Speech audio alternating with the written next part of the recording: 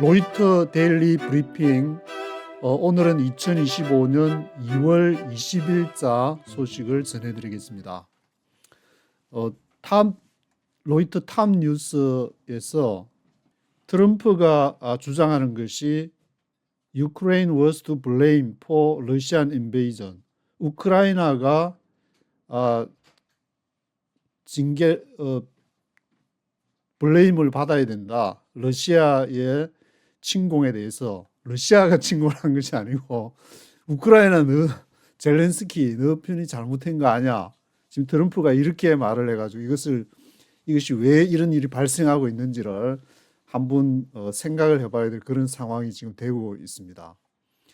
그래서 요 기사를 누르게 되면은 이게 이제 2월 19일자 기사가 나오는데, 트럼프는 젤렌스키를 딕테이터라고 너 독재자지 딕테이터 그렇게 얘기를 해가지고 이게 지금 앞으로 어떻게 이제 전개가 될지 관심이 모아지고 있습니다. 물론 이제 결론부터 말씀을 드리면은 우크라이나의 지하 자원, 거기 히토리우나 뭐 여러 가지 광물 자원이 있는데 그걸 놓고 지금 이제 유럽과 뭐 영국 이런 나라, 미국과 그런 나라들끼리에 서로 이제 다툼이 지금 이권 다툼이 일어나는 것이 아닌가.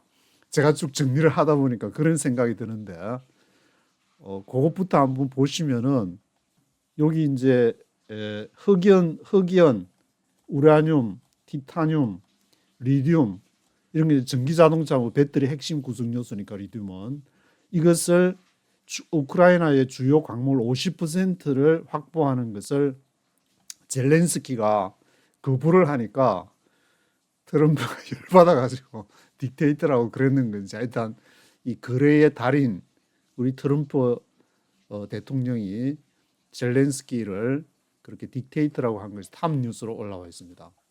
그래서 주요하게 알아야 될 내용을 한글로 제가 번역해서 했는데, 지난주 수요일 날 지난 수요일이니까 지금 미국 시간으로는 오늘이 이제 목요일이니까 어제 하루 지났는데, 그쪽 시간은 또 조금 다른지 모르겠는데, 평화를 확보하기 위해 신속하게 움직이지 않으면 자국을 잃을 위험이 있다.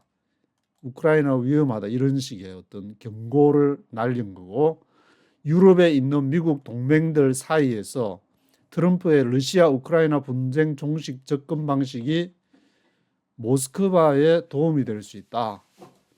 트럼프는 아예 지금 노골적으로 이제 모스크바에다가 화해의 손짓을 보내는 것이 아닌가. 그러면서 우크라이나에 대해서는 여러 가지 이제 자원에 대해서 먼저 협정을 먼저 맺고 이제 디테일한 거는 나중에 맺어가는 그런 거래 방식을 지금 취해가고 있다고 로이터가 보도를 하고 있습니다.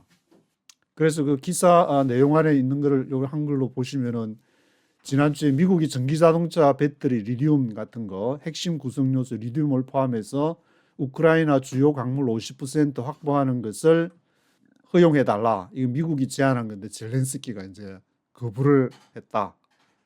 그래서 스콧 베센터 미국 재무부 장관이 키예프를 방문을 해가지고 다소 무례하게 대우를 받았다. 불만을 토로했다. 왜 거절하냐? 우리가 지금 수백억 달러 지원을 해줬으면은 광물 정도는 이렇게 계약을 해야 되지 않는가. 근데 나중에 이제 액수가 나오는데, 수백억 달러를 미국이 지원했지만 이 광물은 수천억 달러가 되는 한 10배 정도.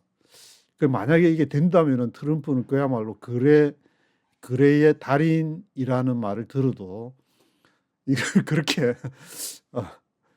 상황이 되어갈지 한번 지켜봐야 될 것 같은데. 그래서 프랑스 대통령 에마누엘 마크롱은 이게 여기에 대해서 너무 심하다든지 적극적인 조치를 촉구하는 목소리가 더 많았지만 구체적인 결정은 거의 내려지지 않았다, 이런 입장을 취하고 있습니다. 그래서 어저께 로이터 통신을 보게 되면은 미국과 러시아가 사우디아라비아 리야드에서 회담을 가지면서 유럽과 우크라이나는 제외됐다는 그런 소식을 전해드렸는데, 그 이면에는 이런 우크라이나의 지하 자원과 러시아와의 그런 빅딜 뭐 그런 것이 있지 않았나 그런 생각이 들고 있습니다. 그래서 이제 프랑스와 이제 프랑스, 영국 이게 뿔나 가지고 지금 워싱턴을 방문할 예정이라 그러는데 지금 트럼프하고 이제 트럼프 지금 막 가자는 거야. 우리 한번 다시 한번 생각해 보자. 뭐 그렇게 아마 따지러 지금 워싱턴에 갈 모양인데 기세인데. 그래서 유럽 연합은 지금 27개 회원국으로 구성이 되어 있습니다. 그래서 16차 제재 패키지에 이제 합의를 했는데 그 러시아산 석유를 운반하는 것으로 추정되는 러시아의 석유 운반하는 선박 그리고 알루미늄 이런 것이 이제 그 제재 대상에 이제 포함해가지고 유럽 연합이 러시아에 대해서 제재를 취하고 반면에 미국의 트럼프는 이제 푸틴하고 이렇게 악수를 청하고 빅딜을 이렇게 하는 그런 상황이 그림이 되어가고 있습니다. 이런 상황을 이제 제일 주시해야 될 나라가 대한민국이 아닌가 저는 그렇게 지금 생각이 들고 있는데 어저께도 말씀드렸지만 이게 외교적으로 대한민국이 여러 가지 지금 난관이 있는데 이것을 헤쳐가기 위해서 그러한 합종 연행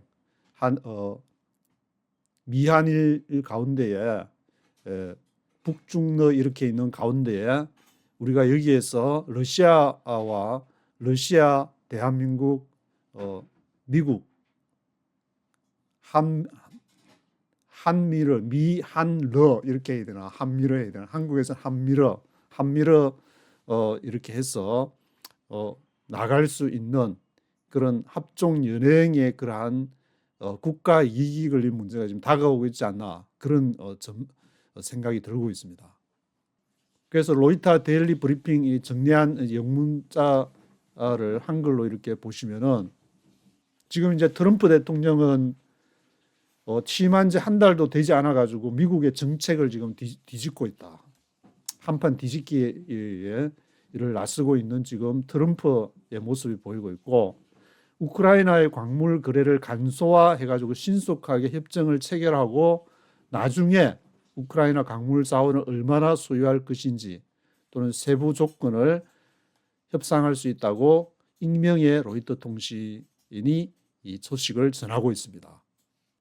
그래서 로이터 통신의 이제 익스클루시브 단독 보도로 해가지고 이것을 전하면서 우크라이나 미네랄 광물에 대한 협정을 먼저 체결을 하고 나중에 디테일한 것은 나중에 하려고 하는 전략을 지금 트럼프가 취하고 있다는 소식을 전하고 있습니다. 거기에는 앞에 말씀드린 것처럼 흑연, 우라늄, 티타늄, 리튬 이런 광물이 있고 50%를 이렇게 먼저 확보를 하고 나중에 디테일한 것은 나중에 하겠다. 그래서 트럼프 대통령은 우크라이나와 러시아 간의 공식적인 평화회담을 중개하려는 노력을 추진하기 전에 먼저 이 우크라이나와 협정을 체결하기를 원하고 있다. 우크라이나하고 먼저 협정을 체결하고 나서 그다음에 이제 푸틴하고 뭐 젤렌스키를 부르든지 EU의 대표를 같이 이렇게 테이블에 앉아서 그런 거를 하고 싶어 한다는 그런 내용을 전하고 있습니다. 그래서 이 문제를 이제 구체적으로 하기 위해서 트럼프 대통령이 임명한 우크라이나 특사 키스 켈로그라고 있는데 키스 켈로그가 이번 주에 우크라이나 수도 키예프를 방문해 가지고 우크라이나 이제 서명을 위해서 필요한 것을 실무적인 것을 우크라이나 특사 키스 켈로그가 논의를 할 예정이라고 보도를 하고 있습니다.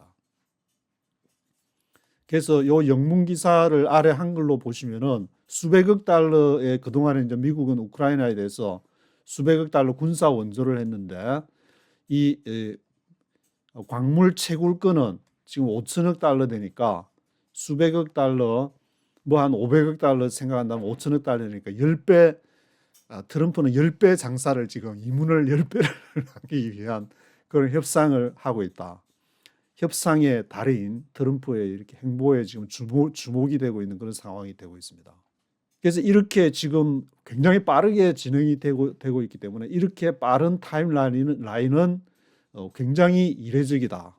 이처럼 빠른 타임라인, 그렇게 로이터 통신은 보도를 하고 있고, 트럼프 대통령이 또 EU가 그 불만을 가진 데 대해서 뭐라고 얘기하냐면은, 미국의 원조 대부분은 이제 보조금을 우리가 그냥 주는 돈인데, 유럽 너것들은 대출을 제공해가지고 나중에 또 캐시 다시 받을 거 아니냐. 우크라이나가 이렇게 돈이 생기면은 유럽은 돈을 돌려받는다. 이 내용을 트럼프가 강조를 하고 있습니다.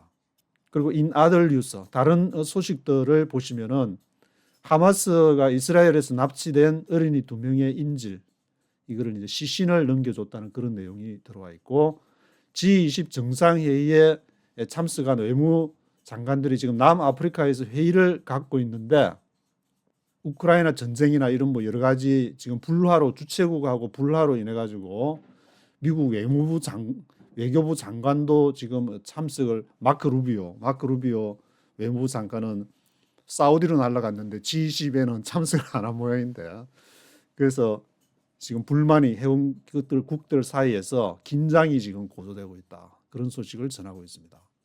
그리고 뭐 한국에 이제 윤석열 대통령이 이렇게 내용을 전하는데, 이거는 보니까 한국에 계신 한국 사람 특파원이 영문으로 이렇게 작성한 거기 때문에 뭐 한국에 나오는 연합뉴스나 뭐 유튜브 보시는 게 더 빠르지 않나, 그런 생각이 들고 있습니다.